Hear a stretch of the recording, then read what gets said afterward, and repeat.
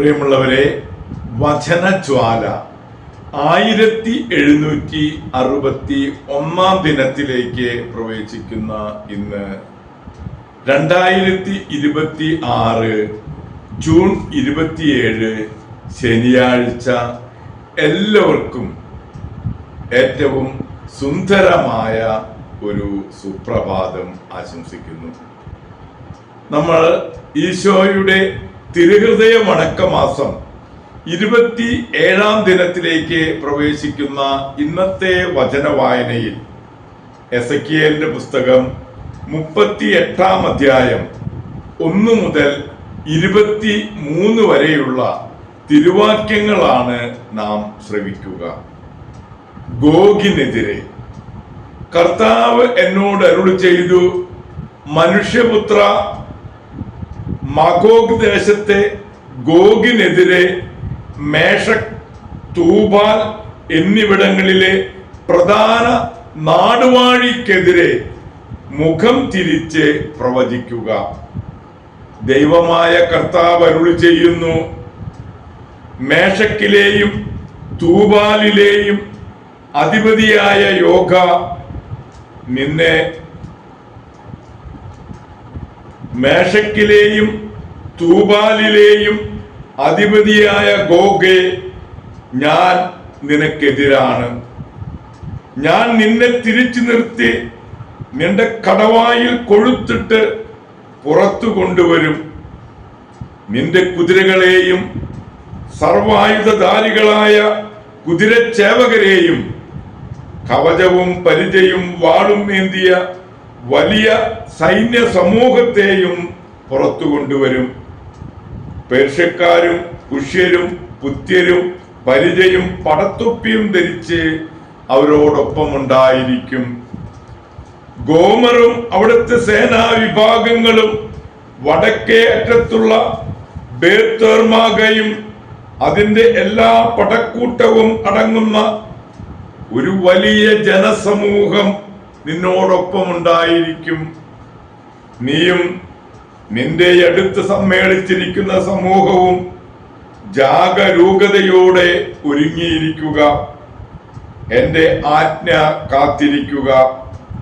ഏറെ നാൾ കഴിഞ്ഞ് നിന്നെ വിളിക്കും. വാളിൽ നിന്ന് വീണ്ടെടുക്കപ്പെട്ട വിവിധ ജനതകളിൽ നിന്ന് കൂട്ടിച്ചേർത്ത വളരെ പേരുള്ള ദേശത്തേക്ക്, വളരെ കാലം ശൂന്യമായി കിടന്ന ഇസ്രായേൽ മലകളിലേക്ക് അന്ന് നീ മുന്നേറും. വിവിധ ജനങ്ങളിൽ നിന്ന് സമാഹരിക്കപ്പെട്ടവരാണ് അവിടുത്തെ ജനം. അവർ ഇന്ന് സുരക്ഷിതരായി കഴിയുന്നു. നീയും നിന്റെ സൈന്യവും നിന്നോടൊപ്പമുള്ള ആളുകളും കൊടുങ്കാറ്റ് പോലെ മുന്നേറി കാർമേഘം പോലെ ആ ദേശം മറയ്ക്കും.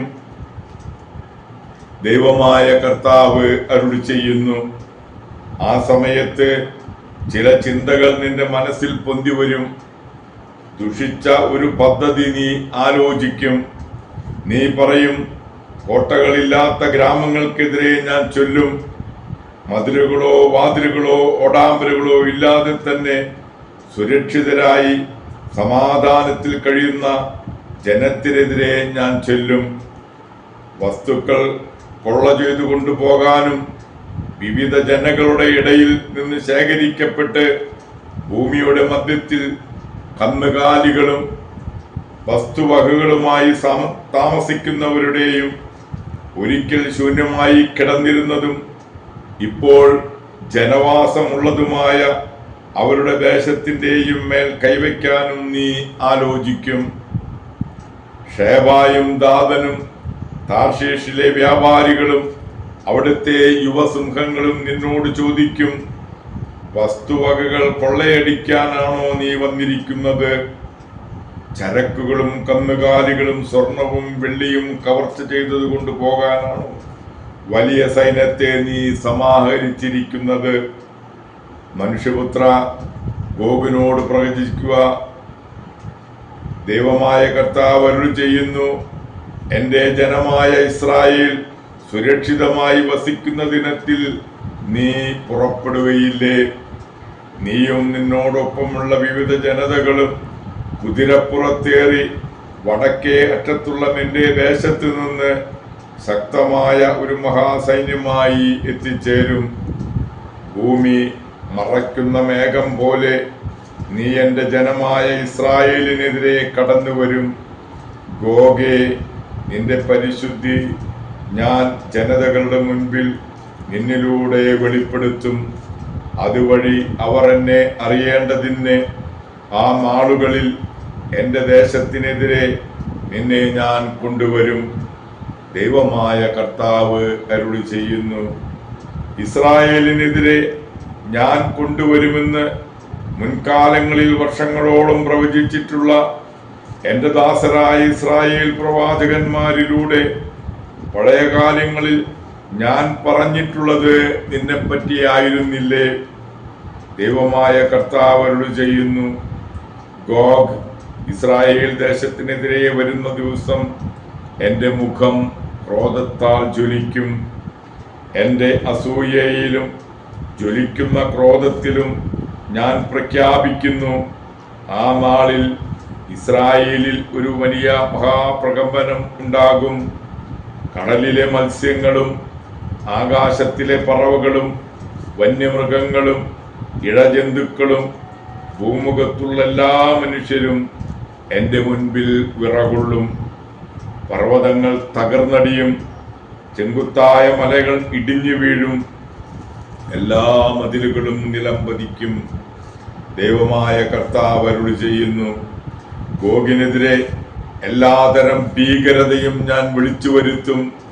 എല്ലാവരുടെയും വാൾ തങ്ങളുടെ സഹോദരനെതിരെ ഉയരും. പകർച്ചവ്യാധികളും രക്തച്ചൊരിച്ചിലും കൊണ്ട് അവനെ ഞാൻ വധിക്കും. ഞാൻ അവൻ്റെയും അവൻ്റെ സൈന്യത്തിൻ്റെയും അവനോടൊപ്പമുള്ള ജനതകളുടെയും മേൽ പേമാരിയും കൺമഴയും തീയും ഗന്ധകവും വർഷിക്കും. അങ്ങനെ അനേകം ജനതകളുടെ മുൻപിൽ ഞാൻ എന്നെ തന്നെ വെളിപ്പെടുത്തുകയും എൻ്റെ വിശുദ്ധിയും മഹത്വവും കാണിച്ചു കൊടുക്കുകയും ചെയ്യും. ഞാനാണ് കർത്താവ് എന്ന് അപ്പോൾ അവർ അറിയും. ദൈവത്തിൻ്റെ തിരുവചനമാണ് നാം ശ്രവിച്ചത്. പ്രിയമുള്ളവരെ, ആഗോള കത്തോലിക്ക സഭയിൽ ഇന്ന് മെത്രാനും വേദപാരംഗതനുമായ അലക്സാണ്ട്രിയയിലെ വിശുദ്ധ സിറിലിനെ അനുസ്മരിക്കുന്ന പൊൻസുദിനം. എഫേസുസ് സൂനഹദോസിൽ പേപ്പർ പ്രതിനിധിയായി അധ്യക്ഷത വഹിച്ച് നെസ്റ്റോറിയൻ സിദ്ധാന്തങ്ങൾക്കെതിരെ കന്യകാമറിയത്തിന്റെ ദൈവമാതൃസ്ഥാനം വിശ്വാസ സത്യമായി പ്രഖ്യാപിക്കുവാൻ വഴിതെളിച്ച വേദപാരംഗതനാണ് വിശുദ്ധ സിറിൽ. പൗരസ്ത്യ സഭയുടെ അലങ്കാരമെന്നാണ് സിറിൽ അറിയപ്പെടുക. പൗരോഹിത്യത്തിന് മുൻപ് കുറെ കാലം മരുഭൂമിയിൽ ഏകാന്തവാസം നയിച്ചിട്ടുണ്ട്. 36-ാം വയസ്സിൽ മെത്രാപ്പോലീത്തായായി സ്ഥാനമേറ്റു. ധാരാളം എഴുതുകയും പ്രസംഗിക്കുകയും ചെയ്ത സിറിൽ മരിയൻ പ്രാർത്ഥന ചൊല്ലിക്കൊണ്ടാണ് ഈ ലോകത്തോട് യാത്ര പറഞ്ഞത്. പ്രിയമുള്ളവരെ, മെത്രാനും വേദപാരംഗതനുമായ വിശുദ്ധ സിറിലിന്റെ മാധ്യസ്ഥം യാചിച്ച് ഇന്നത്തെ ഈ നല്ല ദിവസത്തിലേക്ക് നമുക്ക് പ്രവേശിക്കാം. നിത്യസഹായ മാതാവിന്റെ തിരുനാൾ മംഗളങ്ങൾ കൂടി നേർന്നുകൊണ്ട് ദൈവം നമ്മെ ഓരോരുത്തരെയും സമൃദ്ധമായി അനുഗ്രഹിക്കട്ടെ.